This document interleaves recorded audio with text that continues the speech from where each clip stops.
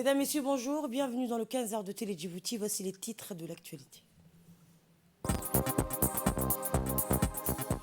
Le ministère de la Jeunesse et de la Culture a lancé jeudi un atelier au Palais du Peuple sur l'étude et la faisabilité des sites potentiels pour la nomination. Et les Africa Tech Awards mettent l'innovation africaine à l'honneur à Paris.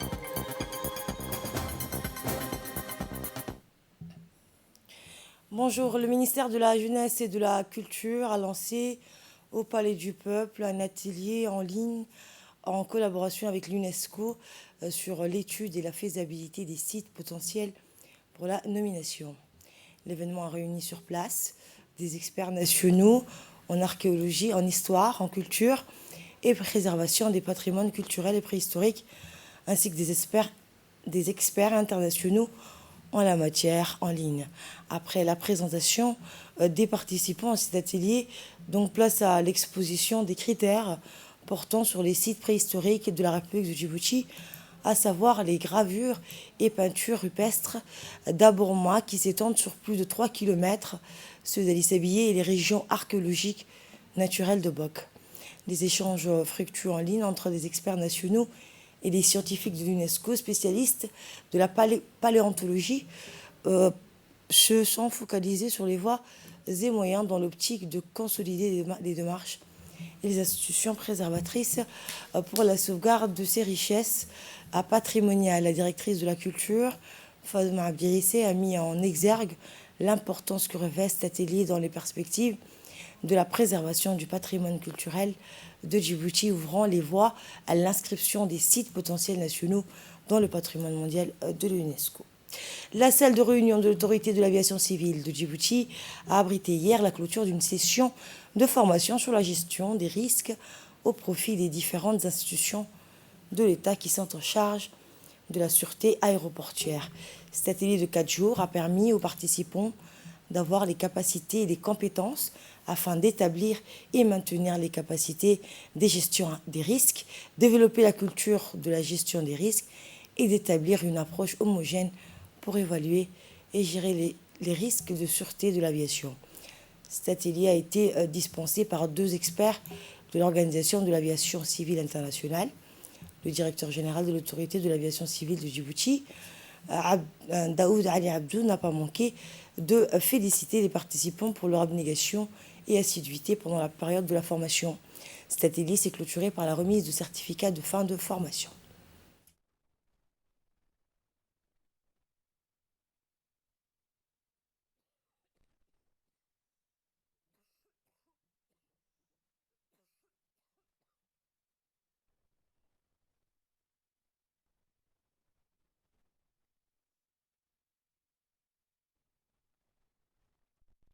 waxaan ku jirnay muddo.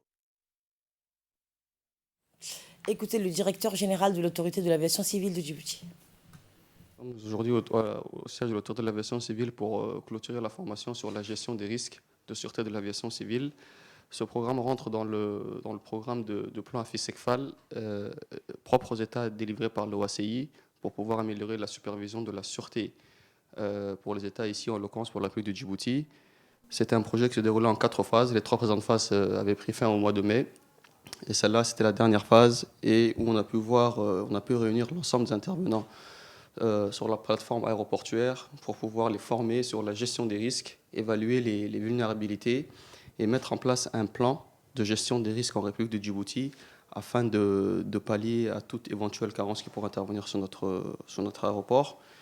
Aujourd'hui, nous avons réussi à former, alhamdoulilah, la GTA, la police de l'immigration et des frontières, la sécurité nationale, l'aviation civile bien sûr, l'aéroport international de Djibouti, et ainsi que la douane, qui a certes un rôle très important à jouer en matière de sûreté, surtout pour les bagages à l'arrivée.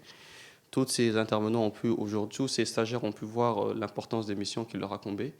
Ils ont pu les assimiler et nous attendons aujourd'hui qu'ils mettent en place un plan de gestion des risques pour pouvoir sécuriser notre aéroport et améliorer la note de Djibouti en termes de supervision de la sûreté.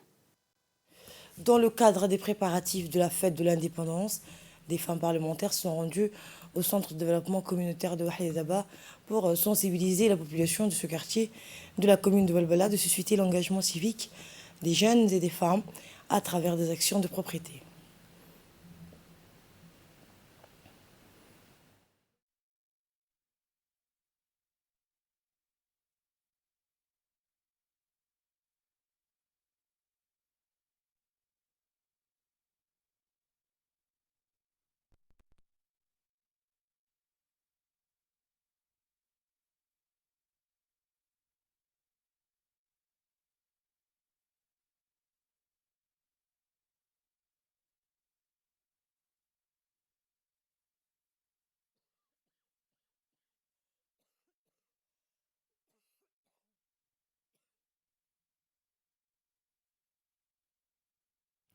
Et toujours dans le cadre de l'approche du mois de la célébration du 45e anniversaire de notre pays, qu'une coopération de propriété a été lancée dans la commune de Bel'as.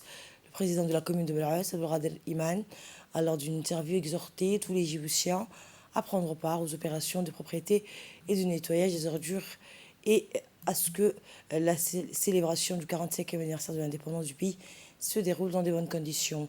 Cette opération a réuni plusieurs membres d'associations des jeunes et des femmes de la commune de Bel'as.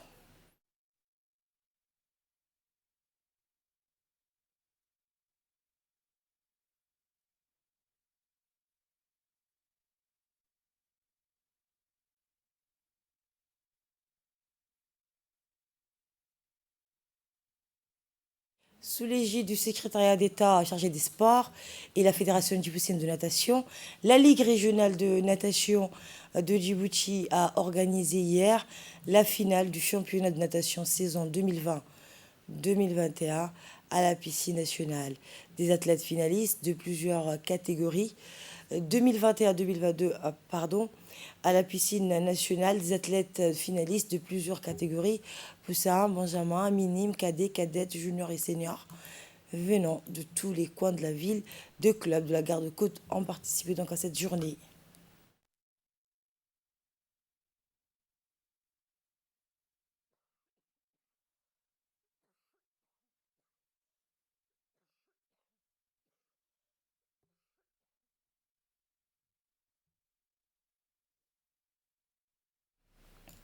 Et la Palme d'Or revient à notre champion Hussein Gabir, qui a enregistré encore une fois la meilleure performance de la journée.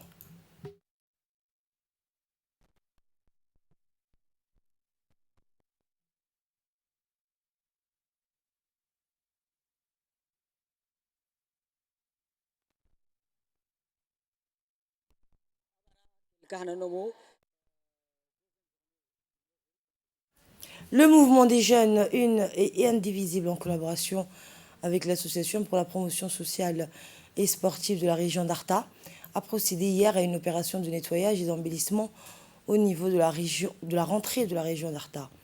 Cette action a permis de peindre et de ramasser les déchets de ce lieu, mais surtout de sensibiliser les jeunes à la cause environnementale et à l'importance de garder les lieux propres en adoptant des gestes éco-citoyens.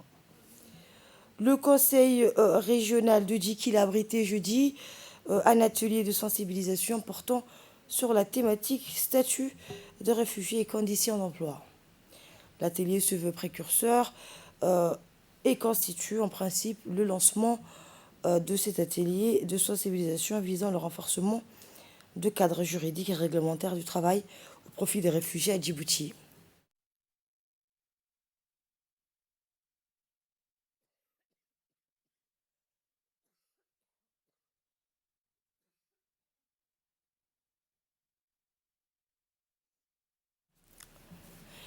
L'assise a réuni, outre les autorités régionales, ainsi que des représentants de l'ONARS et du HCR. Cependant, il est opportun de mentionner au passage que la République de Djibouti, en sa qualité de membre de l'ONU, est signataire de la Convention 1951 relative au statut des réfugiés et à son protocole d'accord de 1967, ce qui démontre sa volonté déterminée de faire évoluer dans la pratique d'application de tous les instruments juridiques universels se rapportant dans ce domaine.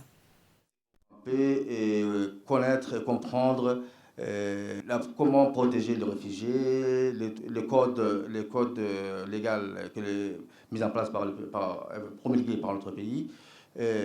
Également, les missions et les termes de référence du HCR dans notre pays. Donc, c'est vrai, à Diki, il n'y a pas de réfugiés, mais bien qu'il n'y ait pas de réfugiés, on est censé savoir comment traiter les réfugiés, comment traiter les migrants aussi également. Comme on a toujours traité les cas des migrants, aujourd'hui, on va un peu essayer un peu de comprendre comment ça fonctionne avec les réfugiés. Donc, le but principal est de savoir et de ça, et de savoir également le fonctionnement de cette institution qui travaille toujours dans le cadre des réfugiés.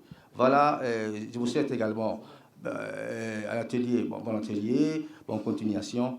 Voilà, merci. Les Africa Tech Awards mettent l'innovation africaine à l'honneur, je vous le dis en titre. C'est parti donc pour la 6e édition de Vivatech, le grand rendez-vous international de l'innovation et du numérique. La porte de Versailles à Paris, plus de 400 startups venues de 4 coins du globe font la démonstration de leurs dernières avancées. Une édition particulière pour l'Afrique. Cette année, Vivatech, en partenariat avec l'IFC, lance les Africa Tech Awards, une initiative qui récompense 3 startups africaines parmi les plus innovantes. Les investissements dans les startups africaines ont atteint près de 5 milliards de dollars en 2021. C'est 2 fois plus qu'en 2020. La tendance n'est pas près de s'arrêter puisqu'en 2022, la tech africaine a déjà levé plus d'1 milliard de dollars. Et c'est la fin de cette édition. Merci à vous de l'avoir suivi.